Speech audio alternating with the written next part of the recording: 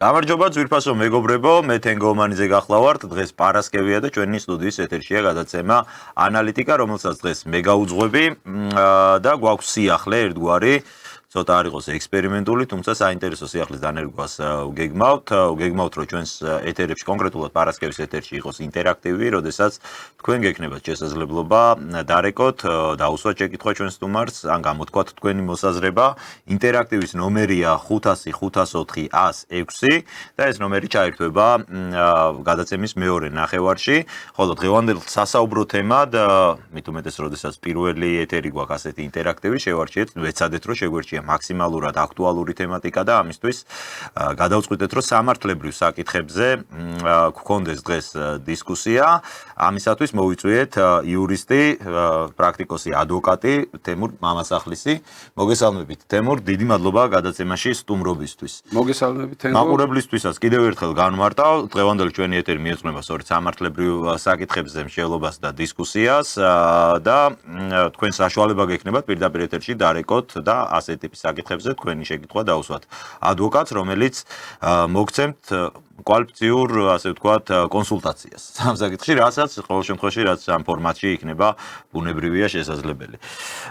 თემურ, მადლობა კიდევ ერთხელ პირველ რიგში, რომ ხართ ჩვენი სტუმარი.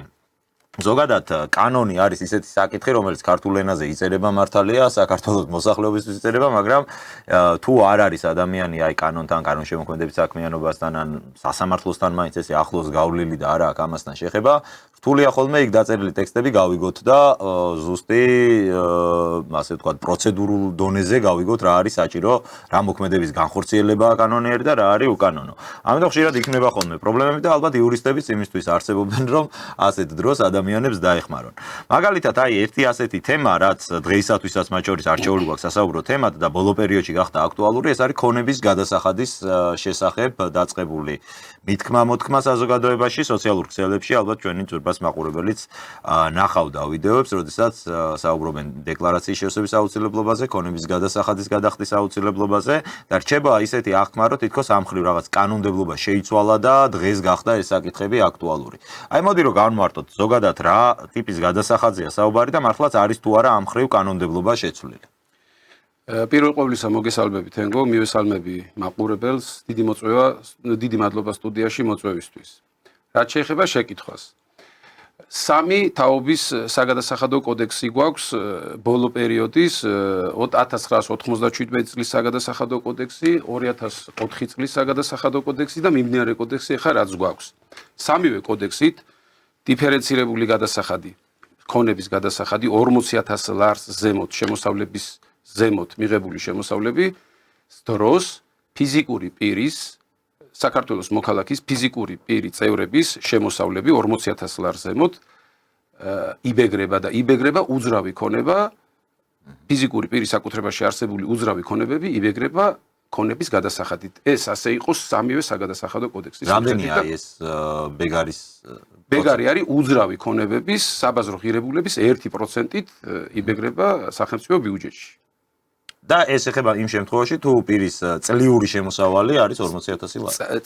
მხოლოდ პირის არა, ოჯახის წევრთა შემოსავალი, რომელიც აღემატება 40,000 ლარს, ისეთი ოჯახები, ისეთი ფიზიკური პირი წევრები ვალდებულნი არიან წარადგინონ ქონებრივი დეკლარაცია და გადაიხადონ მათი უძრავი ქონების საბაზრო ღირებულების 1% გადაიხადონ. კი ბატონო, აი მოდი რომ ჩაულმავდეთ, იმიტომ რომ ამის დათვლაც რთულია ხოლმე, რა ითვლება ამ შემთხვევაში დასაბეგრ აი ეს შემოსავლად რა ითვლება პირს და რა არ შეიძლება რომ ჩავთვალოთ შემოსავალში. მაგალითად, თუ კი პირმა მიიღო მემკვიდრეობა, მას არა აქვს რეგულარულად ასეთი ტიპის შემოსავალი, მაგრამ აი რაღაც ხდება ხო ადამიანის ცხოვრებაში, რომ გარდაეცვალა ახლობელი, რომელმაც დაუტოვა რაღაც ქონება, ღირებულებით ის ცდება 40,000 ლარს. ასეთ შემთხვევაში ჩაითვლება შემოსავლად. მოგახსენებთ, საგადასახადო კოდექსის 202 მუხლი არის, რომელიც არეგულირებს ამ წესს, ამ კარის მიზნებისთვის, ანუ ქონების გადასახადის თავის მიზნებისთვის რა შეიძლება ჩაითვალოს შემოსავლებად. თქვენ რაც ახსენეთ, მემკვიდრეობით მიღებული შემოსავალი ქონების გადასახადის მიზნებისთვის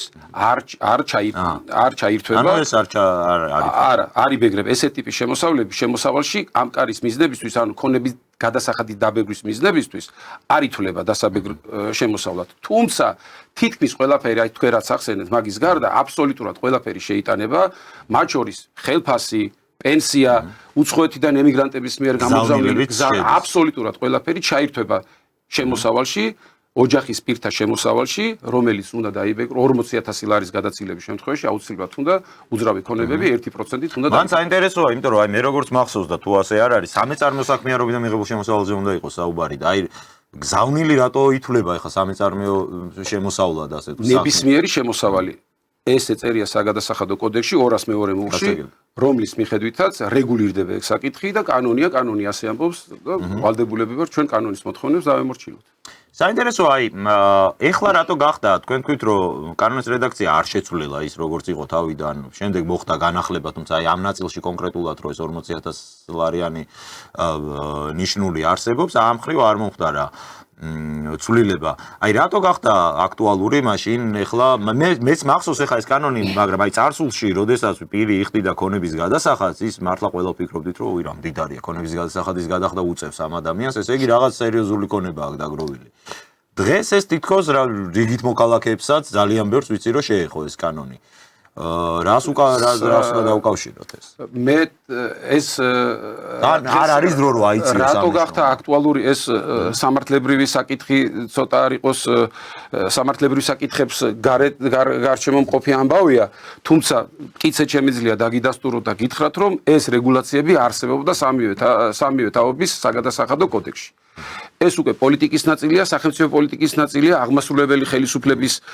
წარმომადგენელთა პოლიტიკის საგანია, ადრე ხორციელდებოდა ეფექტურად, არ ხორციელდებოდა, როგორ ხორციელდებოდა, ეს სამართლებრივი იურისტის განსახილველი საკითხი ხა ნაკლებად მგონია, თუმცა კიდევ ერთხელ გავიმეორებ, ეს საკითხი ყოველთვის იყო, კანონი ამას ავალდებულებდა ფიზიკურ პირებს, დღესაც ავალდებულებს, უბრალოდ თქვენ შეკითხვას პირდაპირ პასუხი რომ შევეცადო რომ გავცე, დღეს ეს ჩემი აზრით გახდა აქტუალური იმის გამო, რომ კანონის მოთხოვნები ოდესღაც მაქსიმალური სიზუსტით და მაქსიმალური მოთხოვნით, რასაც კანონი ამბობს, შესრულდეს.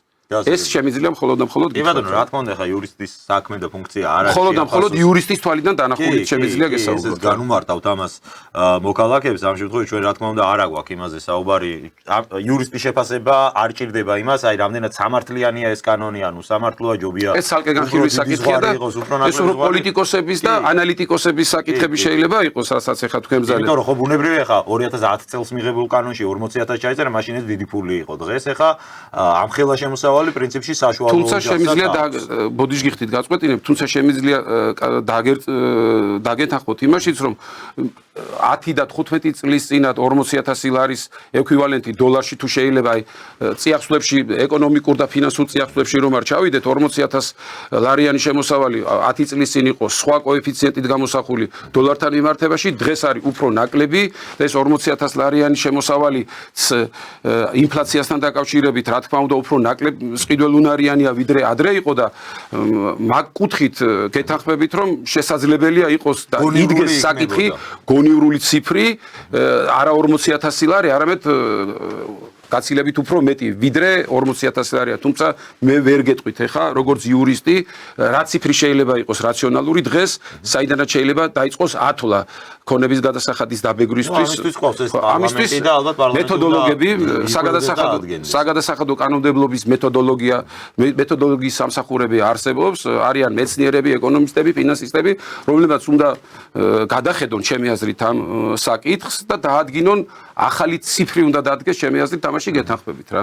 კი ბატონო, ანუ გავარკვიეთ რომ ეს მოთხოვნა კანონის რაც დაკავშირებულია ქონების გადასახადის გადახდასთან და დეკლარაციების შევსებასთან არ არის მხოლოდ კონკრეტული სპეციფიური ჯგუფებისთვის გათვლილი ამ კანონის რეგულირების სფეროში ნებისმიერი მოქალაქე შეიძლება მოექცეს. ამას იმიტომ ასე დაწვრილებით ვამბობთ რომ იყო მათ შორის ასეთი მოსაზრებებით რომ არა ეს ჩვენ არ გვეხება მხოლოდ რაღაც ნაწილს არა ყველა ადამიანს ყველა მოქალაქეს საქართველოში ეს ეხება თუმცა როგორ ხდება ამისი გამოთვლა ასე ვთქვათ არსებობს რაიმე ორგანო რომელიც ამას სპეციალურად ითვლის ადგენს რომ აი ეს ადამიანი გადაიხდის თანხას ეს ადამიანი არ გადაიხდის თანხას თუ ამ შემთხვევაში თვითონ გადასახადის გადამხდელის კეთილს ინდისიერებაზე რა თქმა უნდა გადასახადის გადამხდელის კეთილს ინდისიერებაზეა ყველაფერი დაფუძნებული მან უნდა გასაზღვროს მან უნდა შეაფასოს არითმეტიკულად უпроსორად უნდა დაითვალოს რამდენია მისი წლიური შემოსავალი მისი და მისი ოჯახის წევრის, რასაც სხვათა შორის თვითონ გასაზღვრავს უპირობოდ, ვინ არის მისი ოჯახის წევრი, აი ეს ოჯახის წევრი ვინ არის ამას მე გავსაზღვრავ? რა თქმა უნდა, საგადასახადო კოდექსში წერია,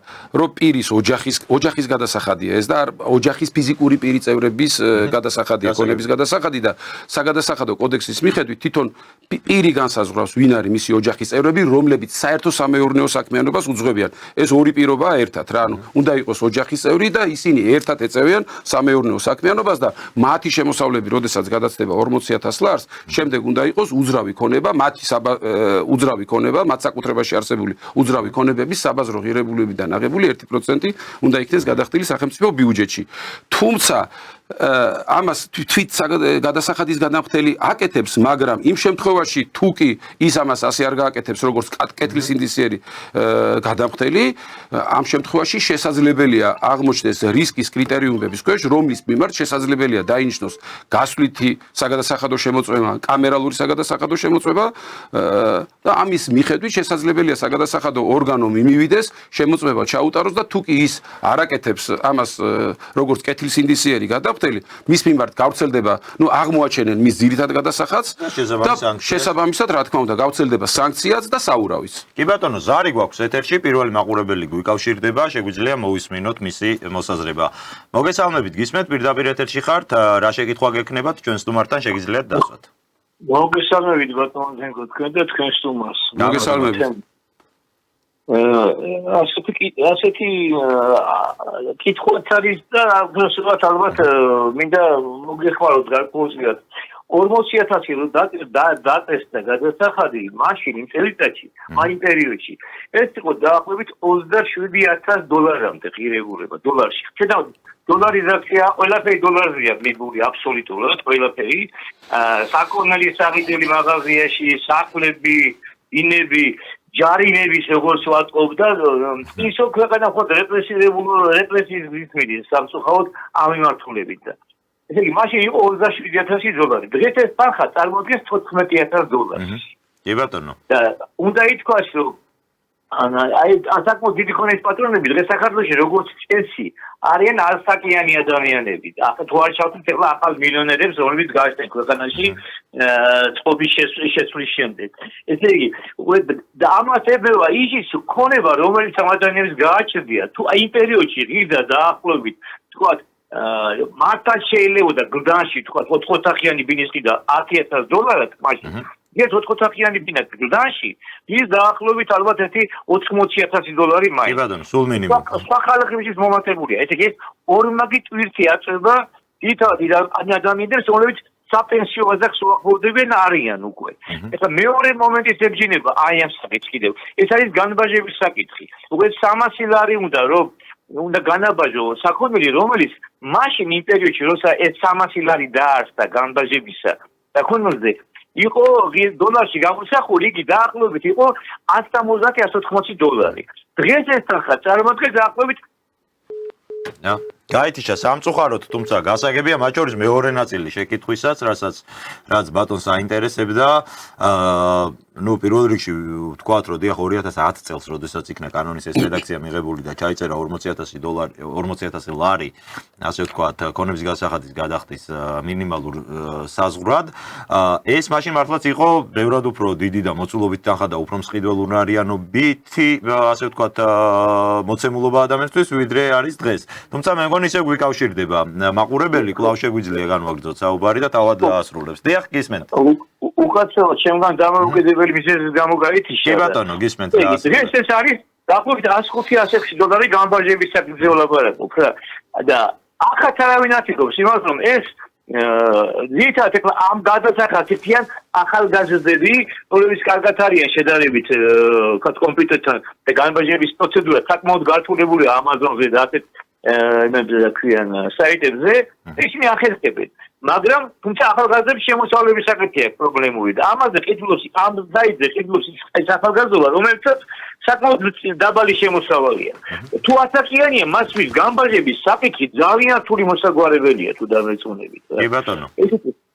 მე რატო ვიძახე? მე არ ვიცი ვინ და მოაწესრიგოს ეს, მაგრამ თუ ეს საკითხი ესე დარჩება, ალბათ მალე მივალთ იქამდე, რომ ქონების გადასახადი ალბათ შემოსავალი ვისაც აკეთება დაახლოებით $500 შეიძლება ისე დაიგო და არასწორია უბრალოდ ამაც ალბათ რაღაცა თქვა მიიქცეს ყველა თქვენი გადაცემა კარგია რომ ასეთ საკითხებზე ეხება არა მარტო ამ საკითხებს ალბათ და მივესალმებით წარმატებაზე დიდი მადლობა ბატონო მადლობა შეკითხვებისთვის და მადლობა მოსაზრებისთვის ნუ გულისტკივილი შეეხებოდა ნამდვილად იმ ნაწილს რაზეც პრინციპში ჩვენ გქონდა საუბარი რომ რამდენად გონივრულია ეს ზღვარი და მათ შორის აი გამბაჟების საკითხიც რო ვახსენოთ დღეს მოქმედი კანონმდებლობით თუ ნებისმიერი პირი ყიდულობს ნივთს რომლის ღირებულებაც აჭარბებს 300 ლარს თუნდაც ყიდულობდეს რამდენიმე ნივთს რომლის ჯამური ღირებულებაც აჭარბებს 300 ლარს აღემატება ის მან უნდა გადაეხადოს საბაჟო გადასახადი მანამდე 300 ლარამდე ქონებაზე არ იბეგრება მაგრამ საბაჟო გადასახადი უკაცრავად ეგო გაწყვეტინებს დამატებული ღირებულების გადასახადი უნდა გეთქვათ საბაჟო ღირებულების ცნება არ არსებობდა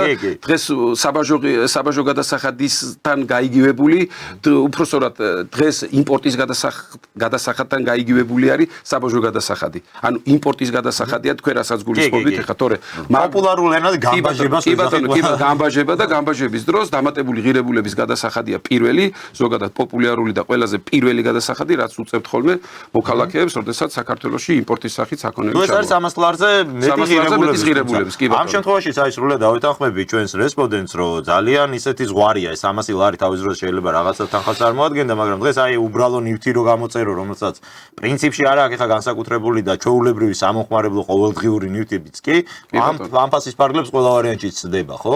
ჩვენ ამ შეკითხვას ჩემი აზრით რამდენიმე წუთის წინ გავეცით პასუხი ის 40000 ლარიანი ზღვარი ყიდველუნარიანობითი მაჩვენებლით და დოლართან მიმართებაშიც იყო ძალიან სხვა ციფრი და სხვა შემადგენლობის და სხვა ყიდველუნარიანი დღეს არის სხვა გაცილებით უფრო ნაკლები და შესაბამისად როგორც არა იურისტი მეც ვეთანხმები იმ აზრს რომ ეს ციფრი უნდა გადაიხედოს. არის გადასახედი. თუ ვინ უნდა გადახედოს, ამაზეც გვექნება ალბათ პასუხი, რომ ეს არის პარლამენტი და მეთოდოლოგები და მეცნიერები. მათზე დაყრდნობით და მათ დასკვნებზე დაყრდნობით უკვე პარლამენტმა უნდა მიიღოს ეს კანონი, თუმცა კანონი არ გვაქვს პოლიტიკური შინაარსის გადაცემა, თუმცა მაინც ვიტყვი, რომ სამწუხაროდ ამ მიმართულებით ძალიან ნაკლებს ფიქრობენ ხოლმე ჩვენი კანონმდებლები და ძირითადად უფრო ესე ტიპის საკითხებით არიან დაკავებული, ნოტარიუსის ფუნქციას ასრულებენ, აი მთავრობა რასაც გადაწყვიტავს, მე პარლამენტმა ამას კანონის სახე მისცეს, თორე აი ესე ტიპის ინიციატივები პარლამენტში სამწუხაროდ ძალიან ნაკლებად ისმის ბოლო პერიოდში განსაკუთრებით. მოდი აი რო განვაგრძოთ იმ თემაზე საუბარი უშუალოდ პასუხისმგებლობის საკითხზე, თუ კი პირი თქვენ როგორც განმარტეთ და კანონით როგორც არის ასე ვთქვათ რეგულირებული პირი თავად განმარტავს ვინ არის მისი ოჯახის წევრი და თავადვე ახდენს ამ შემოსავლების დაჯამებას და თუ კი ისწრება 40000 ლარს ამის შემდეგ თვითონვე ადმინისტრირებასაც თვითონ ახორციელებს საკუთარი გადასახადის აღრიცხვა დარიცხვას განახორციელებს თვითონვე თვითონ ეს ადამიანი ეს ევალება კანონით და კანონში ჩვენ გვიწერია რომ ამის ესეთი რაღაცა მუდმივი მონიტორინგი არ ხდება მაგრამ თუ კი ჩათვლის სახელმწიფო საჭიროდ მას შეუძლია და აქვს უფლება რომ მოახდინოს გადამოწმება ამ ყველაფრის და პირ თუ არაკეთილ სინდისიერად დამალავს ასე ვთქვათ რეალური სიტუაციის დადგენა ევალება თუ კი ადმინისტრაციულ ორგანოს შემოსავლების სამსახურს და აუდიტის დეპარტამენტს ამ ყველაფერში ეჭვი შეეპარა მას აქვს სხვადასხვა ვერკეტები ინსტრუმენტები აქვს რომ ამ განახორციელოს ადმინისტრირება მისი მხრიდან განახორციელოს ადმინისტრირება თუ ის ჩათვლის საჭიროდ მას შეუძლია მოვიდეს შეამოწმოს და თვითონვე განსაზღვროს თვითონვე მოახდინოს კუთვნილი გადასახადის გაანგარიშება და დარიცხვა დამატებით ეს არის ხოლმე ალბათ შემდეგ რო გვესმის რომ აი დეკლარაციები არასწორად შევსებული დეკლარაციების გამო რო ხალხი მიეცემა ხოლმე პასუხისგებაში რაღაც უკავშირდება ეს კი ანუ უნდა გავარჩიოთ ერთი არის სწორად განსაზღვრა აღრიცხვა დარიცხვა და მეორე არის ადმინისტრირების ანუ დეკლარაციის გაგზავნის პროცედურები, ხო? სავადოებია და ეს ამ სავადოების მიხედვით თუ არ იქნა წარდგენილი დეკლარაციები, მაშინ შესაბამისად ერთი საკითხი არის, რომ სანქცია შეიძლება დაეკისროს არასწორად გაანგარიშებისთვის მოქალაქეს და მეორე არის დეკლარაციის დაგვიანების წარდგენისთვის. ეს უკვე ცალკე სანქციისაგანია. ყველაფერი რამის დამალვისა. რა თქმა უნდა, ერთი არის ლეგალური მოცემულობა იმისი, რომ 40000 ლარი 40000 ლარზე მეტი შემოსავალი უნდა ვნახო და ეს მე თვითონ უნდა განსაზღვრო რამდენი წარმომეშვა გადასახადი და მეორე არის მისი სახელმწიფო ბიუჯეტში პოპულარული ენით რომ განსაზღვროთ, მისი ბიუჯეტში გადახდის ვადები. რა ვადებში უნდა განვახორციელო მე გადახდა და თუ კანონით განსაზღვრულ ვადებში მე ამას არ გავაკეთებ, შესაძლებელია სწორად წარმოვადგინო ციფრი, რამდენიმე კუთნის ქონების გადასახადი გადავიხადო, მაგრამ თუ ამას დაგვიანებით გავაკეთებ, მაშინ შესაძლებელია რომ ჩემს მიმართ დეკლარაციის დაგვიანების წარდგენაზე სხვა ნაწილში დაიწყოს ხო? კი ბატონო, შეიძლება დავჯარიმდე. ის რა არის აქ საინტერესო თემურო, ამ შემთხვევაში ადამიანი რომც იყოს კეთილსინდისიერი, ეხლა ჩვენთან სამართლებრივი კულტურა ვიცით რომ არ არის სამწუხაროდ ისეთ სიმაღლეზე, როგორც არის მაგალითად ამერიკის შეერთებულ შტატებში, სადაც არათუ პირი თვითონ ახდენს განგარიშებას, თვითონ აი ქეში მიაგდა ისე იხდის, ხო ზოგ შტატში ესეც მოქმედებს, რომ ადამიანი თავი ჯიბიდან ამოიღებს ამ სიტყვის პირდაპირ გაგებით. ფულს ვალდებულია, წავიდეს და პირადად გადაიხადოს თანხა და იქ ამ წეს ასე ვთქვათ, ასეთი ახსნა აქვს, რომ ადამიანი, რომელიც აი ესე ამ მოქმედებით უშუალოდ პირადად ახორციელებს ამ მოქმედებას, შემდეგ უფრო მეტად ითხოვს ანგარიშვალდებულებას ხელისუფლებისგან, იმიტომ რომ ერთია, როდესაც ჩვენ უბრალოდ ანგარიშიდან ისე მოგაჭრიან თანხას, რომ არც დაგერიცხება და ვერც გაიგებ, რომ გადასახადი გადახდილი გაქვს და მეორე, როდესაც ყოველთვიურად ჩვენ თვითონ გიწევს ამის გაკეთება, რაღაც უფრო მეტად არის ამ სახელმწიფოებრივ საქმიანობაში, შემდეგ ეს ადამიანი ჩართულიო, ესეთი ახსნაც მომისმენია, მაგრამ საქართველოში ხა ესეთი მაღალი სამართლებრივი კულტურა, რომ ადამიანები თვითონ თავისი ნებით ინტერესდებოდნენ ჯერ აწერია კანონში, მე ამ კანონის ვალდებულების თვითონ ასრულებდნენ, არ გვაქვს სამწუხაროდ, ხო? ასეთი მაღალი სტანდარტი და თუმცა უკაცრავად ძალიან დიდი ბოდიშის მოხდით, უნდა გაგაწყვეტინოთ, თენგო კანონ ჩვენი საქართველოს კანონმდებლობის იდეით კანონი იცის ყველა კანონის არცოდნა არ არის მისი პასუხისგებლობისგან გათავისუფლების საფუძველი არ არის, ხო მართალია და კი, არ არის. ეს მეორე საკითხი, მაგრამ მეორე საკითხი ხელისუფლება ხო არ უნდა იყოს დაინტერესებული რომ ადამიანები რამე კანონდარღვევაში გამოიჭიროს, კაცო. ხა ადამიანი შეიძლება იყოს კეთილსინდისიერი, უბრალოდ გამორჩეს კიდე საერთოდ ესეთ საკითხები. ანუ რა გამოდის რომ თუ ადამიანს ეზრდება შემოსავალი, მას მუდმივად უნდა ყავდეს ალბათ იურისტი კონსულტანტი, ვისთან ერთადაც გაივლის კონსულტაციას და ის მოახდენს შემდეგ აი ჩვენ ამერიკაზე ბრძანეთ ბატონო თენგო და მე ამერიკაშიც და ევროპაშიც ესე გამიგია რომ საკუთარი ექიმი და საკუთარი იურისტი ყველა ამერიკელს თითქმის ყველა ამერიკელს და ყველა ევროპელს საკუთარი პირადი ექიმი და პირადი ადვოკატი გააჩნია ასე რომ თუ ეს უბრალო ადამიანის შესაძლებლობებს მიღმა მაშინ სამწუხაროდ რა ვქნა კანონი მუშაობს კანონი თავისას ითხოვს არ გვაქვს სათანადო ცოდნა და გამოცდილება კვალიფიკაცია საიმისოთ რომ შევასოთ დეკლარაცია როგორ შევასოთ დეკლარაცია როგორ გადავაგზავნოთ ავტორიზებულ მომხმარებლის გვერდზე RSG-ზე როგორ შეიძლება ეს გავაკეთოთ თუ არ ვიცით მაშინ იზოლებულები ხდებით რომ კანონის მოთხოვნებიდან გამომდინარე ჩვენ დავიქირავოთ იურისტი ან მინიმუმ ბუღალტერი მაინც რომელიც ან კვალიფიციური ადამიანი ასეთ საქმეებში რომელიც ადამიანს დაეხმარება და ამ კანონის ამ მოთხოვნების შესრულებაში დაეხმარება სამწუხაროდ ესეა არსებობს ისეთი ორგანო მაინც ან იგივე შემოსავლების სამსახურს თუ აქ ასეთი სერვისი რომ არ მოუწიოთ ადამიანებს ასე ვთქვათ ასეთ ორომტრიალში გარკვევა და კიდე ცალკე ხარჯების გაწევა იქ სამართლებრივი კონსულტაციისთვის რომ უბრალოდ დარეკოს ადამიანმა სადმე ორგანოში უთხრას თავისი პირადი ნომერი კითხოს რომ ხომ არ მეკუთვნის რაიმე გადასახადი და იქ უთხრან რომ კი ბატონო თქვენ 10 დით 40000 უნდა გადაიხადოთ რამდენი უნდა გადაიხადოთ კალკულაცია ამისი არ არსებობს არა იმიტომ რომ საგადასახადო ორგანოს თანამშრომელმა და ცხელმა ხაზმა არის ის თქვენი საბანკო ანგარიშების შესახებ და თქვენი რეალურად მიღებული შემოსავლების შესახებ ინფორმაცია რა თქმა უნდა ეს არის პერსონალური მონაცემების შემცველი ინფორმაცია საგადასახადო ორგანოს თქვენი საბანკო ანგარიშების და თქვენი ბრუნვების შესახებ ხელმისაწვდომი ხდება როდესაც ის დანიშნავს თქვენს კამერალურ ან საგადასახადო შემოწმებას და ამ ფორმატში აქვს მხოლოდ და მხოლოდ გამოითხოვოს თქვენ დაგავალოთ წარადგინოთ საბანკო ამონაწერი და იმ შემთხვევაში უკვე მას აქვს უფლება რომ ნახოს თქვენ რეალურად რა შემოსავლები ნახეთ დანარჩენ შემთხვევაში არავის აქვს თქვენ საბანკო ანგარიშებზე წვდომის უფლება გარდა ბანკის თანამშრომელისა და გარდა ბანკისა ეს იმასაც არა აქვს უბრალოდ იმებს შესაძლებლობა აქვს და ნახულობენ ხო არა რა თქმა უნდა არა ცალსახად მასე არ ვიტყოდი იმიტომ რომ ბანკის თანამშრომელს აქვს უფლება ბანკს მინდობილი ხარ და ბანკში აუცილებლად ხელი გექნება თქვენ მოწერილი რომ რაღაც დოკუმენტზე აუცილებლად ხელი გექნებათ მოწერილი საიმისოთ, რომ თქვენი საბანკო ანგარიშების შესახებ ინფორმაცია ბანკის თანამშრომელმა იცოდეს. თუმცა მას ევალება, რომ თქვენს შესახებ არსებული ინფორმაცია ფინანსების შესახებ მას კატეგორიულად ეგზავნება. მას არ აქვს თქვენი თანხმობის გარეშე ამ ინფორმაციის სხვაზე გადაცემის უფლება. ხვდებით? ეს არის და ეს მხოლოდ თქვენ უპირობოდ გადასახადის გადამხდელმა არითმეტიკულად, მათემატიკურად უნდა გამოიანგარიშოს, დააჯამოს უძრავი ქონების საბაზრო ღირებულება რაციონალურად, სწორად თვითონ უნდა გასაზღვროს და იქიდან გამომდინარე უნდა გადაიხადოს ბიუჯეტში გადასახადი. კი ბატონო, მოდი ეს საკითხი რომ ამოვწუროთ კიდევ ერთი ნიუანსია, რასაც ალბათ უნდა შევეხოთ და პრინციპში ხა ლოგიკა ჩვენი საუბრის ყანახობს, რაც უნდა იყოს პასუხი, მაგრამ არის ხოლმე ხშირად საქართველოში ასეთი პრაქტიკა, რომ პირს არ უდასტურდება შემოსავალს. ის რეალურად იღებს ხელფას, ხელზე რო იღებენ, ასე ვთქვათ, შემოსავალს. ასეთ მეთოდს ადამიანი მიმართავს ხოლმე, როცა აი იგივე ბანკთან აქვს პრობლემა, ყადაღა აქვს დადებული, აღსრულებაშია მის აქ მოვალეთა რეესტრშია და ხშირად ხდება, რომ დამსაქმებელს რაიმე ფორმით მოურიგდება, მოდი ნუ დავაფიქსირებთ ამ შემოსავალს, ხელზე უნდა ავიღოთ თანხა.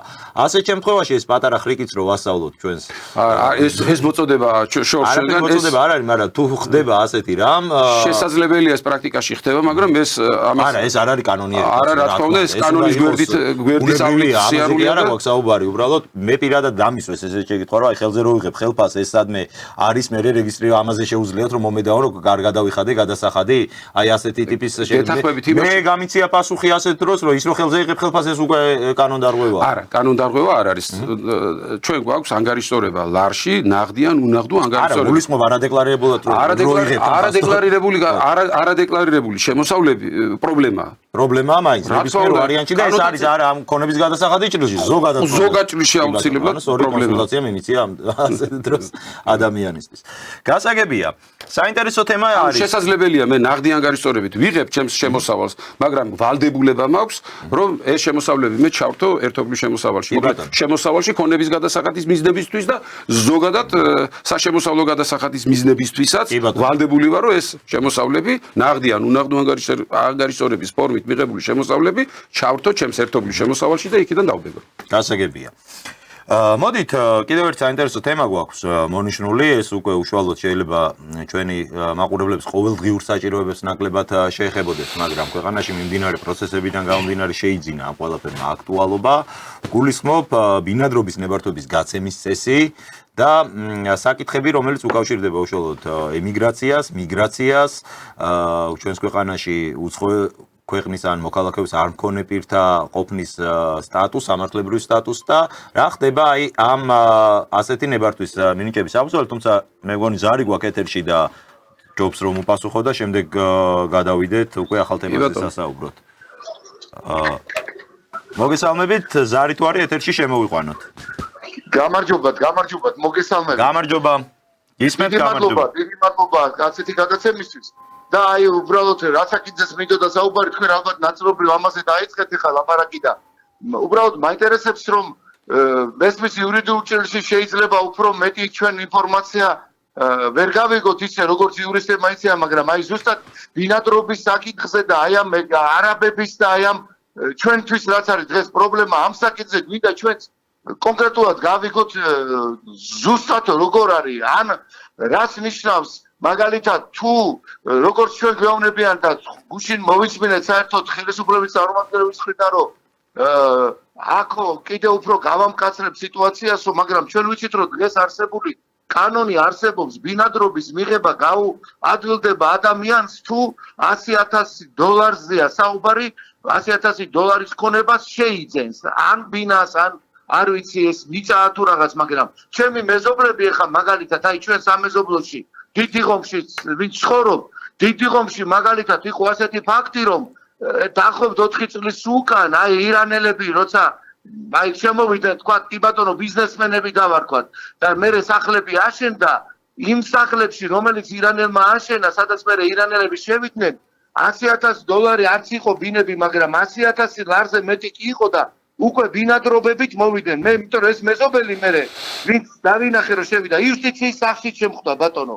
ამიტომ მართლა გვაინტერესებს რა ხდება ამ შემთხვევაში. $100,000-ზე ნებისმიერი უცხოელი რო იყიდის ვაჭრებთან ბინადრობას. კი ბატონო, ბინადრობა არ არის პასპორტი, მაგრამ ჩვენთვის ამაღელვებელია ეს. გასაგებია შეკითხვა, დიდი მადლობა, ეს მოვინიშნე, ეს კითხვა უბრალოდ, აი ესეთი გადაცემა რომ დაიწყეთ. დიდი მადლობა. სწორედ ხელისუფლებისგანაც. და პირველი არხი იქნება თუ სხვა არხები. დიდი მადლობა. მადლობა დიდი. მადლობა, გაგცემთ პასუხს, ეს კითხვა მოვინიშნე უბრალოდ მანამდე, აი წინა საკითხთან დაკავშირებით Facebook-ზე შემოვიდა შეკითხვა და მოდი უპასუხოთ ამ კითხვასაც. ცესხთან დაკავშირებით რა ხდება? აი თუ კი პირმა აიღოს ცესხი წლის განმავლობაში, რომლის მოცულობაც 40,000 ლარზე მეტი არის, ეს ჩაეთვლება მას? არა, რა თქმა უნდა არ ჩაეთვლება. ცესხი ეს არ ითვლება შენოსად. არა, ნამდვილად ეს მოკლედ და კონკრეტულად შეიძლება გიპასუხოთ, რომ ცესხის შემოსავლები ის შემოსავლები არ არის, რომლის გამოც შეიძლება პირი ქონების გადასახადით დაიბეროს. კი ბატონო, ანუ ასეთ შემთხვევაში ცესხით და ვალდებულების სახით მიღებული, ასე ვთქვათ, ვალდებულებიდან გამომდინარე მიღებული თანხები არ ჩაითვლება ამ ტიპის შემოსავლით. რა შეეხება ბინადრობის ნებართვას, მისი გაცემის წესს და აი აგერ ბატონმა, რომელმაც დაგვისვა კითხვა, წამოჭრა, რომ არსებობს $100,000 ცენზი, ასე ვთქვათ და ასევე არის $300,000 ცენზიც უკვე ინვესტიციის შემთხვევაში. საინვესტიციო, კი ბატონო. რო განვარტოთ, აი რა უფლებას ანიჭებს პირს $100,000 ქონების ყიდვა საქართველოში, რა უფლებას ანიჭებს $300,000 ყიდვა? არის ბინადრობის მოწმობის ხანგრძლივობები. არის მოკლევადიანი და არის გრძელვადიანი და არის მუდმივი მოქმედი, რომლის შესაბამისადაც შესაძლებელია უცხო ქვეყნის მოქალაქემ მიიღოს ბინადრობის მოწმობა, მუდმივი ბინადრობის მოწმობა და ის მან მუდმივად ეტიმოლოგიითაც მუდმივად შესაძლებელია რომ იცხოვროს საქართველოში. ეხა ბატონმა რაც ბრძანა, წინათ ადრე რა იყო? იყო ესეთი ჩანაწერი, რომ $30,000 ღირებულების უძრავი ქონების შესყიდვის შემთხვევაში პირ შესაძლებლობა ექნებოდა უცხო ქვეყნის მოქალაქეს რა თქმა უნდა მიემართა შესაბამისი ორგანოებისთვის და მუდმივი ბინადრობის მოწყობაზე გაეკეთებინა განცხადება. მაგრამ აქ იყო ერთი ამბავი. არ იყო ინსტრუმენტი და ბერკეტი იმისი, რომ ამ $30,000 ღირებულების და მეტის უძრავი ქონების უძრავი ნივთის შეძენის შემთხვევაში ის ერჯერადად ამას განახორციელებდა და ამის შემდეგ ამის საფუძველზე ის უკვე მუდმივი ბინადრობის მოწყობას იღებდა, მაგრამ ის თუ ამ $30,000 ღირებულების უძრავ ქონებას და უფრო ძვირად ღირებულს გაასხვისებდა და მიყიდა სხვას, მას მაინც მუდმივი ბინადრობა შეუნარჩუნდება. ბინადრობის მოწყობა, მუდმივი ბინადრობის მოწყობას უნარჩუნდებოდა. ანუ მარტივად რო ვთქვა და განუმარტოთ, აი ჯერ ეს ნაწილი რო განუმარტოთ, მაყურებელს რაზე იყო საუბარი, რომ თუ კი პირი თუნდაც აი ითხოვდა ახლობლისგან $30,000 ქონებას, დაარეგისტრირებდა, ითხოვდა რომ აი მე მაგ ბატონო $30,000 ღირებულების ქონება, ის მიიღებდა ბინადრობის მოწმობას, უფლებას შემდეგ ამნიც დაუბრუნებდა მის ნამდვილ პატრონს. ფიქციით, რა თქმა უნდა, ნასყიდობას განახორციელებდა ვინმე სხვაზე მის მეგობარზე ახლობელზე და მას უფლება საქართველოში მუდმივად ყოფნის ამის გამო დარჩებოდა. ანუ ეს ერთი ბინა შეიძლება დატრიალებულიყო უკაცრავად, აი ესე დატრიალებულიყო წრეზე და ერთი ვინის საფასურად პაკისტანი ჩამოსულიყო აქ. კი ბატონო. ეხა შეიცვალა კანონი და უნდა განხორციელდეს $300,000 ღირებულების და მეტის უძრავი ნივთის შეძენა და ეს $300,000 ღირებულების უძრავი ნივთი პირს თუ უნდა კონდეს მუდმივი ბინადრობის მოწმობა, მას ეს $300,000 ღირებულების უძრავი ქონება უნდა კონდეს და ამის მონიტორინგს შესაბამისი სამსახური არსებობს კანონის მიხედვით უცხოელთა და მოქალაქეობის არ მქონე პირთა სამართლებრივი მდგომარეობის შესახებ საქართველოს კანონის შესაბამისად შეიქმნა საჯარო სამართლის იურიდიული პირი მონიტორინგის სამსახური პოპულარულ ენაზე რომ მოახსენოთ ჩვენს მაყურებლებს ამ სამსახურის მონიტორინგის ქვეშ იმყოფებიან ესეთი ადამიანები მუდმივად რომ ეს ფიქციები კიდე არ დატრიალდეს და ტყუილის საფუძველზე უცხო ქვეყნის მოქალაქეებმა არ მიიღოს საქართველოში მუდმივი ბინადრობის მოწმობა. ექნება მუდმივი ბინადრობის მოწმობა, მას მუდმივად უნდა კონდეს $300,000 ქონება. თუ ნაკლები კანონი არ უკრძალავს იმას, რომ ეს $300,000 ღირებულების უძრავი ქონება, ეხა მაგალითად მე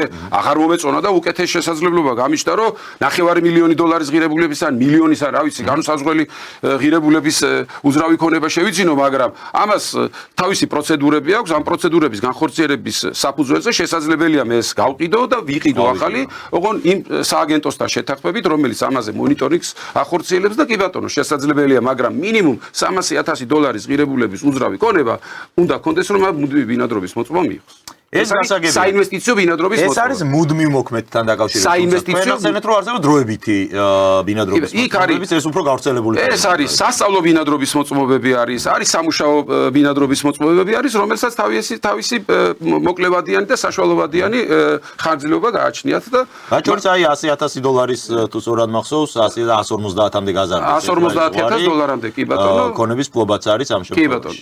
აი ამ ნაწილზე განსაკუთრებით ეს არის 5 წლამდე ბინადრობის მოწყობა, 5 წლამდე ბინადრობის მოწყობა, საბოლოო ჯამში 2 წელიწადნახევრის ვადით საქართველოში ყოფნის უფლებით. ხო, სტანდარტულად გადი შემოდი, ასე ვთქვათ, ამ პრინციპით. აი, ეს ნაწილი განსაკუთრებით იწვევს ახლა ამ ბოლო პერიოდის მოვლენებზე თქვენც იქნებით, რა თქმა უნდა, საქმის კურსში ეს არაბული ინვესტიციის შემოსვლის თემა და ზოგადად არა მხოლოდ ეს ინვესტიცია, აი ეს მიგრაციის საკითხები ბოლო პერიოდში, განსაკუთრებით და ბოლო წლებში საქართველოში აქტუალური გახდა და აი ეს $100,000-იანი და ახლა $150,000 გახდა. ეს ცენზი იწვევს ხოლმე ერთგვარ უკმაყოფილებას საზოგადოებაში. და რა მინდა განმარტო. საუბარი არის და მე მომისმენია, რომ ზოგადად ასეთი ცენზის არსებობა იწვევს პრობლემას, რომ რა $150,000 იყიდის აქ ცხოვრების უფლებას, ესეთი დამოკიდებულება არის საზოგადოებაში, მაგრამ აი მე მაგ ამაზე ჩემი მოსაზრება და თქვენი მოსაზრებაც იქნებოდა საინტერესო. მაგალითად, ასეთი ტიპის რეგულაციები, ქონებრივი ცენზის დაწესება აქ ბინადრობის უფლების მიღებაზე მოქმედებს, აი მოდი ზარი შემოდის და ნუ ვალოდინებთ უპასუხოთ და შემდეგ ეს თემა გავშალოთ. გამარჯობა, გისმენთ პირდაპირ ეთერში ხართ? ბოდიში რო გაგაწყვეტიათ მე წეგან დავარეკე, მაგრამ ერთი კითხვა გამიშთა თქვენ გადაცემასთან დაკავშირებით. დიახ, გისმენთ ბატონო. მე მინდა ბოდიში მოგიხადო გაგაწყვეტინეთ და არ ვიცი შემდეგ მოვახერხებ დარეკვას და იმის დაგირეკეთ. წეგან შეგაწყვეტეთ. იგი პირველ რიგში მე მაინტერესებს ძალიან კვალიფიციურად მიყავს თქვენ სტუმარს გადაცემა და დიდი მადლობა. კითხვა მაქვს. ეს გადაცემა სისტემატური ხასიათით იქნება თუ არ იქნება. იმიტომ ვკითხულობ, რომ თუ სისტემატური იქნება, არ ვიცი როგორი პერიოდულობით, თქვათ, დღეში ერთხელ, კვირაში ერთხელ თუ ყოველ კვირაში ერთხელ, მაგრამ სასურველი იქნებოდა, რომ ჩვენ მაყურებლებმა ვიცოდეთ, იმიტომ რომ როცა იცი რომ იქნება ეს გადაცემა, მოემზადებდი კითხვა, რაც გაწუხებს და კითხო და მე ჩემსაც მოულოდნელი იყო და უცოდ რაც დავსვი კითხვა სპონტანურად მოხდა და რომ მეც ვიცოდე და ამიტომ თუ ამას გვეტყვით, როდის იქნება სასურველი ეს და იგივე დროს იყოს, კარგი იქნება და ბოდიში.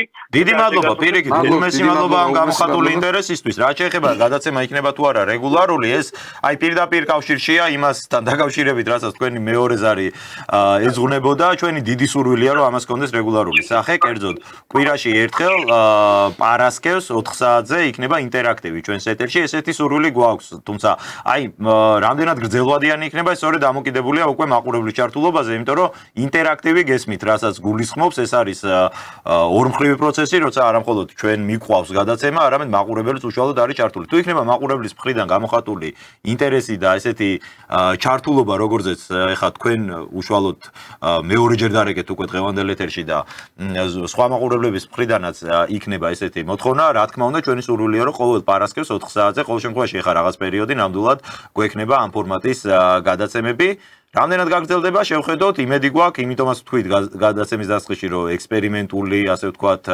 ეთერი გვექნება თქო და ეხლა ვიწყებთ და ჩვენს აზარტში ვართ, რომ აი რამდენად დაინტერესდება ასეთი თემატიკით მაყურებელი.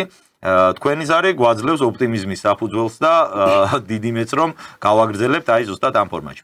ყოველ პარასკევს 4 საათზე.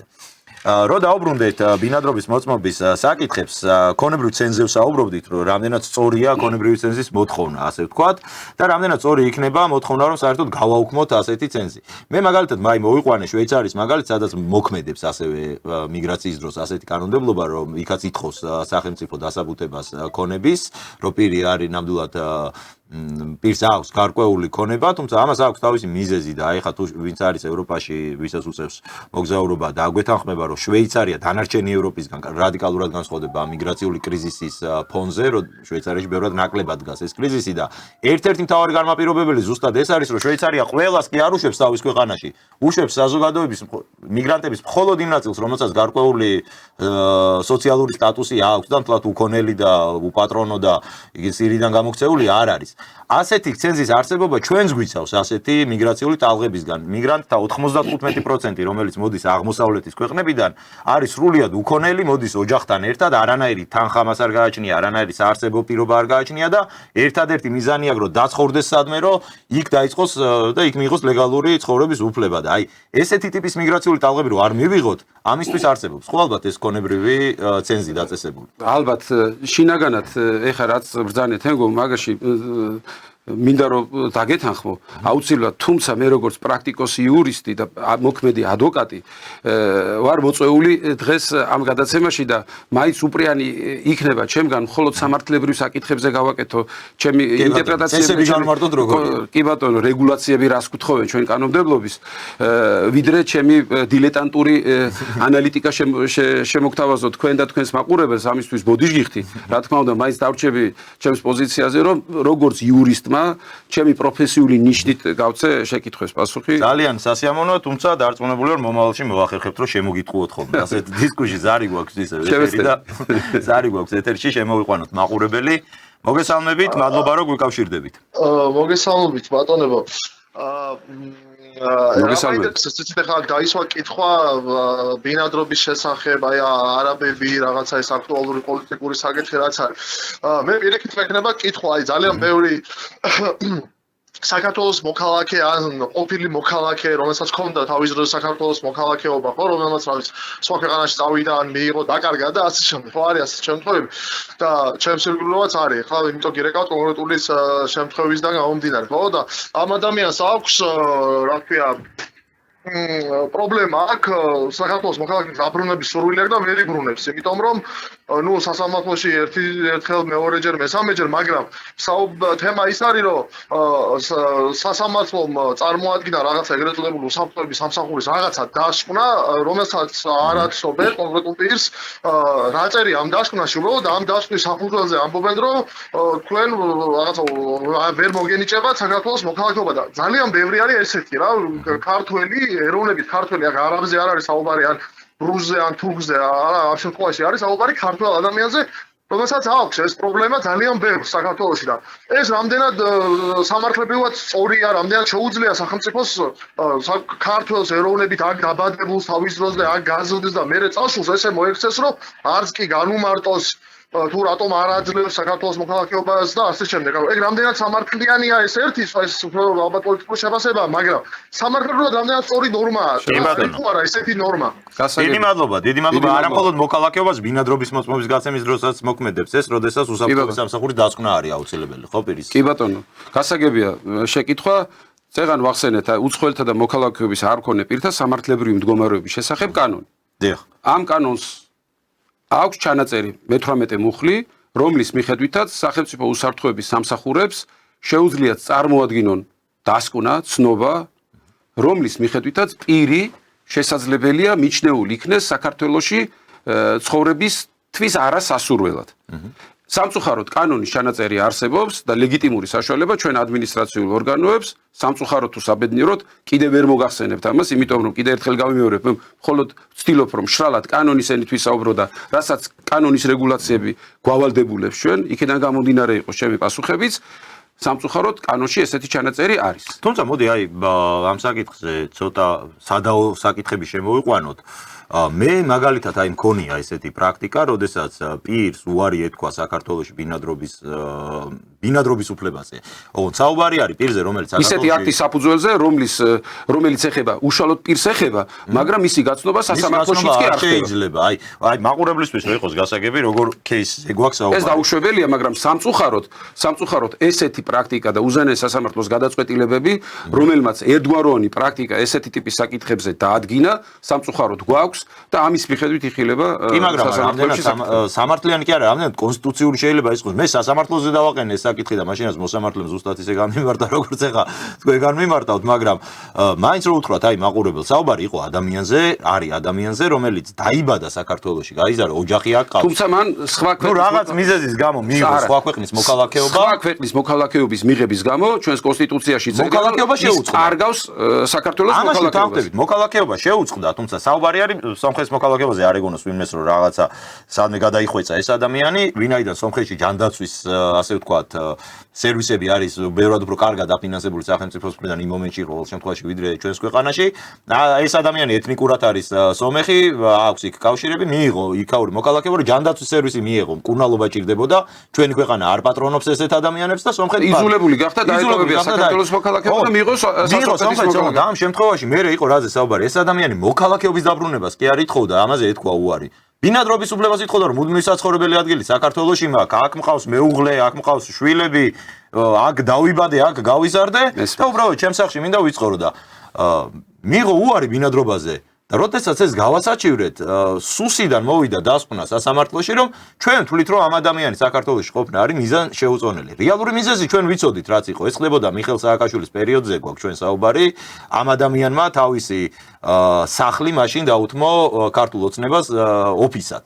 და მერე მოხდა ისე, რომ ოცნებამ კი მოიგო არჩევნების მერე ხდება, მაგრამ ვისაც ეს ადამიანი უპირისპირდებოდა ნაციონალური მოძრაობიდან იქ ადგილზე, ვინც იყო ის გახდა პოლიციის უფროსი ქალაქში და გაამწარა ესა და გააგდო ქვეყნიდან. ანუ რა მინდოდა მე თქვა პატივისცემის მიუხედავად ნება მომეცით დავრჩეთ მხოლოდ და მხოლოდ განხილება ამ შემთხვევაში ჩემი მიზანშეწონილობის, ჩემი ამ ქვეყანაში ყოფნის მიზანშეწონილობის საკითხი მოდის დასკვნა რომ ეს არ არის მიზანშეწონილი და მე არ მაძლევენ ამ დოკუმენტის გაცნობის უფლებას რომ უარს თუ მეუბნები საფუძველი მაინც მითხარი რომ აი რატო არ მაძლევ. აი კიდე ერთხელ შემიძლია დაგიდასტუროთ ჩემი პატივისცემა და აღშფოთება მაგ ზუსტად მაგ კონკრეტული ერთი შემთხვევის მიმართ, მაგრამ კიდე ერთხელ ვიტყვი რომ ეს არის კანონის მოთხოვნა, კანონის მიხედვით სახელმწიფო უსაფრთხოების სამსახურებს აქვთ ეს დისკრეცია და ეს უფლებამოსილება გადაცემული ამ კანონით, რომელიც ორჯერ თუ სამჯერ გავიმეორე, კანონი მკაცრია, მაგრამ კანონია და აქვთ მაგრამ ჩვენ ხო გვაქვს იგივე კონსტიტუციური პრინციპი სამართლიანი სასამართლოში. ნუ ეს ცოტა უფრო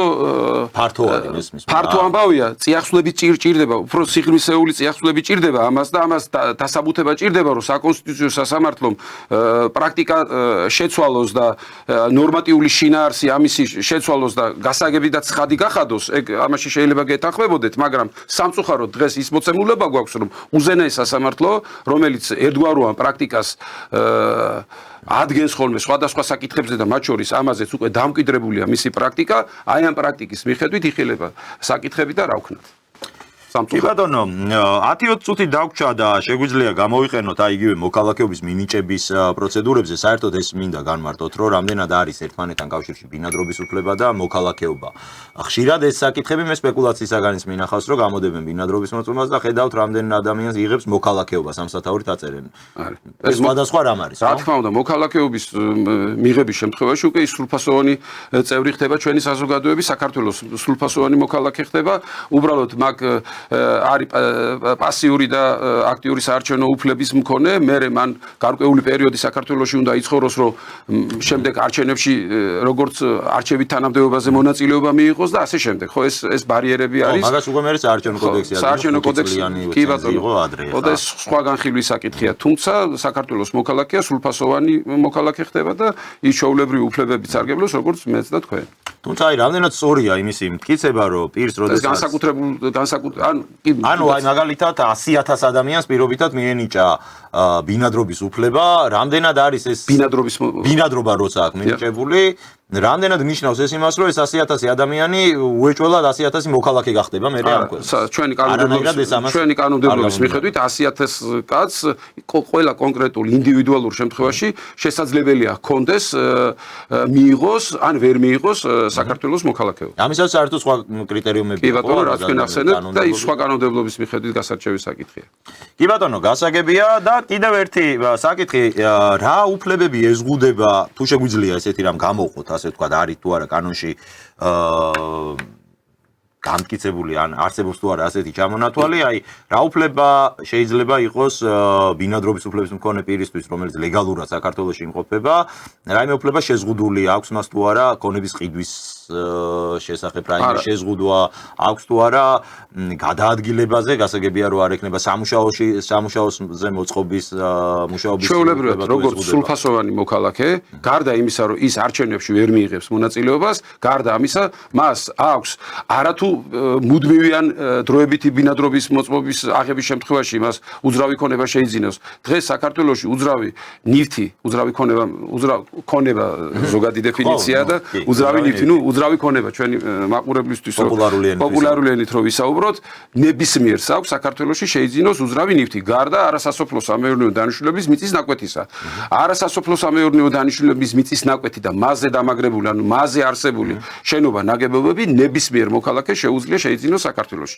ისე რომ საქართველოშიც შეუძლია რომ არ ჩამოვიდეს ჩვენ საჯარო რეესტრის საიტზე ეხლა ახალი ინსტრუმენტი არის შემოღებული ჭვიანი კონტრაქტის ან წარმომადგენლობის მეშვეობით დღეს სათანადო დოკუმენტ წარმომადგენლობითი უფლებამოსილების მქონე დოკუმენტის შემთხვევაში ანუ მინდობილობის საფუძველზე შეუძლია უცხო ქვეყნის მოქალაქეს ისე რომ საქართველოში არც ჩამოვიდეს სამისოდ ლეგალიზებული დოკუმენტით ანუ გააჩნია რომელი ქვეყნის მოქალაქეა იქედან გამოგზავნილი ნოტარიულად ამოწმებული ან ნოტარიუსის მიერ ლეგალიზებული დოკუმენტი თუ აპოსტილით ამოწმებული დოკუმენტით ჩამოვიდეს საქართველოში კონკრეტულ ფიზიკურ პირზე წარმომადგენლობითი უფლებამოსილებით და მას შეუძლია ნებისმიერი ქონება შეიძინოს საქართველოში. ამისაც არანაირი შეზღუდვა არ არის. არავითარი შეზღუდვა არ არის. ანუ პრინციპში რო ამბობთ რომ აი რა განსხვავებაა ბინადრობის უფლებას და მოქალაქეობას შორის ერთი არის რომ ბინადრობის უფლება ეს არის ძირითადად ვადიანი დოკუმენტი განსხვავებით საქართველოსგან ფიზიკურად იმყოფებოდეს საქართველოში. და განსხვავება არის არჩევნებში ვერ მონაწილეობს ბინადრობის უფლების მქონე პირი. კი ბატონო, თუმცა საგადასახადო მიზნებისთვის, კიდევ ცალკე დამატებით საგადასახადო მიზნებისთვის, ის ჩვეულებრივად სრულფასოვანი მოქალაქე ხდება გადასახადების მიზნებისთვის, მან უნდა გამოითვალოს თავისი საშემოსავლო გადასახადები და ბინადრობის უფლების მქონე პირებზეა საუბარი. დიახ, კი. ის ასევე ის მათ შორის ქონების გადასახადების როგორც რეზიდენტი ფიზიკური პირი ან იურიდიულ პირებზე არ არის საუბარი, როგორც რეზიდენტი იურიდიული პირი, ის 182-183 დღის შემდეგ ის როგორც საქართველოს რეზიდენტი იძენს სტატუსს და მან როგორც მე და თქვენ უნდა განვახორციელოთ ჩვენი გადასახადების ბიუჯეტში აღრიცხვა დარიცხვა, ანუ გადახდა ადმინისტრება, ისევე უნდა განახორციელოს მან. კი ბატონო და აი ქონების ნაწილზე ჩვენ თქვით და პრინციპში ამაზე ესეც არის ალბათ ერთ-ერთი აქტუალური თემა, რაზეც მიდის ხოლმე მჯერმა მიწების გაყიდვის საკითხზე მაქვს საუბარი და ამით შეგვიძლია ჩვენი დღევანდელი გადაცემა შევაჯამოთ. თქვენ თქვით რომ არსებობს შეზღუდვა, ერთადერთი შეზღუდვა ქონების ნაწილზე, რაც არსებობს სასოფლო-სამეურნეო დანიშნულების მიწის შეძენება. თქვათ რა არის აი ეს ვინ განსაზღვრავს სტატუსს, სასოფლო-სამეურნეო დანიშნულების არის მიწა თუ არა, ხდება თუ არა ამ სტატუსის შეცვლა და მიუხედავად იმისა რომ ამგვარი ჩანაწერი კანონში არსებობს და ეს ყველამ კარგად ვიცით. მაინც ისინი ახერხებენ, უცხოელები ახერხებენ ამგვარი მიწების ფლობას. აი ეს როგორ ხერხდება რომ აუხსნათ. ბატონო თენგო, სამი შეკითხვა მოახერხე რომ კი, ერთბაშა. ხო. ეხლა დავიწყოთ თავიდან. სასოფლო-სამეურნეო დანიშნულების მიწის ნაკვეთი. სასოფლო-სამეურნეო დანიშნულების მიწის ნაკვეთები უკვე განსაზღვრულია. ეს უკვე არსებობს ნებისმიერი მიწა, სადაც შეიძლება ჩვენ საქართველოში დავდგეთ, ის უკვე აღრიცხულია და მას უკვე სტატუსი განსაზღვრული აქვს. ეს ერთი დავიწყოთ აქედან. ეხლა მეორე საკითხი რაც შეეხება შეკითხვა მდგომარეობდა იმაში, რომ სულილება თუ ხდება. სულილება განსაკუთრებულ შემთხვევებში და სათანადო პროექტების არსებობისას საქართველოს მთავრობა და პრემიერ-მინისტრი უფლებამოსილია შეცვალოს სტატუსი. კონკრეტული პროექტის არსებობისას და სათანადო დასაბუთებისას შესაძლებელია სასოფლო-სამეურნეო დანიშნულების მიწის ნაკვეთების ფორმაცია მოხდეს არასასოფლო-სამეურნეო დანიშნულების მიწის ნაკვეთებამდე. ეს უკიდურესად გამონაკლის ეს ამ მოთხოვნით შესაძლებელია მიმართოს საქართველოს მთავრობას, ტექნიკურად ეხა საჯარო რეესტრში კეთება, იუსტიციის სახლში კეთება განაცხადი, სათანადო მტკიცებულებების დართვით, სათანადო პროექტის წარდგენით და შესაბამისად მზადდება იუსტიციის სახლში ეს დოკუმენტაცია ეგზავნება მთავრობას, რომელზეც პრემიერ-მინისტრი იღებს შემდეგ გადაწყვეტილებას, მისი დადებითად გადაწყვეტის ან უარყოფითად გადაწყვეტის შესახებ. ეს ფორმალობები კანონმდებლობით გაწერილია. და მესამე შეკითხვა, რაც როგორ ახერხებენ ამ კანონის გვერდისავლას? არსებობს შემთხვევები ჩემს პრაქტიკაში მე მსმენია, როდესაც უცხო ქვეყნის მოქალაქეები აფუძნებენ აქ შეზღუდული პასუხისმგებლობის საზოგადოებას, შეპესეებს, ძირითადად შეპესეებს, რომლის ბენეფიციარი მესაკუთრეები ხდებიან 20-30% მინორიტარი, ანუ მოსახლეობისთვის პოპულარულ ენაზე რომ ვთქვათ, ახერხებენ რომ გახდნენ ისინი 20-30% წილის მესაკუთრეები. თუმცა თავიდან ბოლომდე შესაძლებელია ეს იყოს ფიქცია. 20 და 30% ნომინალურად ხდება მესაკუთრე, მე რაღაც ფორმით, ეს შეპესეები ითვლება ქართულ შეპესეებად, რომლებიც საქართველოში ხსნიან უკვე ანგარიშებს, შეუულებრივად აწარმოებენ გადარიცხვებს, მაგრამ შემდეგ რაღაც ფორმით, ან ვალის საფუძველზე ან ნებისმიერი ფორმით, ეს ქართული შეპესე იყიდის ამ სასოფლო-სამეურნეო დანიშნულების მიწის ნაკვეთს და შემდეგ ეს 30%-იანი მეწილე შესაძლებელია რაღაც ფორმით აღმოჩნდეს 100%-ის წილის 100%-ის მესაკუთრე. თუმცა კანონმდებლობაში ესეთი ტიპის შეპესეებს ბოლოს შემოვიდა კანონი, ესეთი ტიპის შეპესეებს აუცილებლად მე მგონი 6 თვეში თუ არ ვცდები, შეიძლება ვადები შემეშალოს, ვალდებულები არიან, რომ ეს სასოფლო-სამეურნეო დანიშნულების მიწის ნაკვეთები გაასხვისონ. გაყიდონ. მაინც უცოთ რომ ანუ შემოვლითი გზებით ერთგვარი არსებობს, შემოვლითი გზა, ფიქციებით, წმინდა წყლის თავისუფლად შემიძლია განვაცხადო, რომ ეს კანონი ამ შემთხვევაში ადგენს, რომ ყიდვა არ შეუძლია, მაგრამ ამ შემთხვევაში ყიდვა კი არ ხდება, ყიდვა ქართველის სახელით ხდება, მაგრამ მე ვალის დათმობის სანაცვლოდ. ვალის დათმობის ან ნებისმიერი ფორმის ან აპლიკაციაში კეის მენეჯერებთან საახსოვრო ბიუროში გამარტივებული საახსოვრო წარმოების შედეგად ნებისმიერი ფორმით შესაძლებელია მოხდეს იმ 70%-ის ნასყიდობას ვერ დადებს თორე სხვა ნებისმიერი ხო რაღაც ფორმით შესაძლებელია ნასყიდობას მოხდეს კი ბატონო და შესაძლებელია 100%-ის მესაკუთრე გახდეს საჯარო რეესტრი წილის მესაკუთრე თუმცა შეპესეს ქონება ის ფორმალური თვალსაზრისით უცხო ქვეყნის მოქალაქეს პირდაპირ წესით სასოფლო-სამეურნეო დანიშნულების მიწის ნაკვეთი შეძენილი არ აქვს შეპესე სხვა არის და მეწილე ხო ჩვენი მეწარმეთა შესახებ კანონის მიხედვით მხოლოდ საზოგადოებაში მოთხოვნის უფლება აქვს დივიდენდზე აქვს მოთხოვნის უფლება ფორმალურად ესეა კი ბატონო მაგრამ რეალურად ის ბენეფიციარი მესაკუთრე ხდება ამ სასოფლო-სამეურნეო დანიშნულების მიწის ნაკვეთის და მასზე მიღებული სიკეთით ხო და ამიტომ ეს არ იყო მაგრამ ბოლო დროის კანონმდებლობაში ჩაიწერა რომ ესეთი ტიპის საზოგადოებები ვალდებულები არიან კიდევ ერთხელ გამეორებ ზუსტად აღარ მახსოვს ეხლა 6 თვეა მე მგონი 6 თვის განმავლობაში მათ ეძლევა შესაძლებლობა რომ ეს სასოფლო-სამეურნეო დანიშნულების მიწის ნაკვეთები ამ შეპესეებს არ ქონდეთ. უნდა გაყიდონ და უნდა გაასხვისონ კი ბატონო. ანუ მესაკუთრე უნდა გამოეცვალოს რა, ისეთი მესაკუთრე რომელიც იქნება საქართველოს მოქალაქე.